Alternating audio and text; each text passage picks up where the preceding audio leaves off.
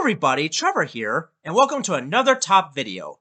Recently, I asked you guys whether I should do a top 3 worst Thomas Wood items video or something else relating to wooden Thomas trains. But since I got enough votes from you guys, I'll do a video on the worst Thomas Wood toys. Now keep in mind, I'm not going to include all these toys.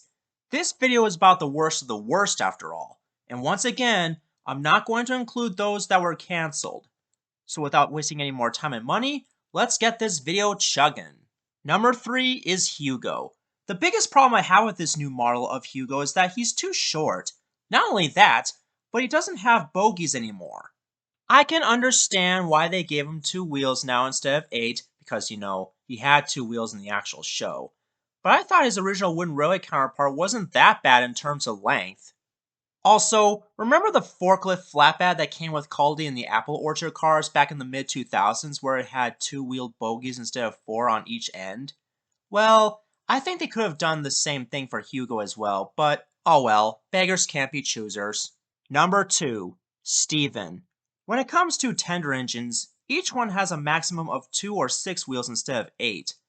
But the absolute worst of them all, in my opinion, had to be Steven. But why is that? Well, for one thing, like the other tender engines, his tender is too blocky and bulky. Secondly, like the other models back in 2018, he has unpainted edges. In fact, the yellow paint actually blends in with the wood, so it kind of makes it hard to see. But hey, at least his tender is detachable, but at the same time, it looks worse than his wooden railway counterparts. Before I get to my number 1 pick, here are a couple dishonorable mentions. The other tender engines like Gordon, Spencer, and Hero. They got beat out by Steven. Etienne. He would have been number 1, but hey, at least his face looks nice. I hope they bring him back in the new wooden railway format of 2022. And the number 1 worst wood item is Diesel 10. I think Henry Gordon and James describes this one best. Disgraceful. Disgusting. Despicable. I mean, what were they thinking with this model?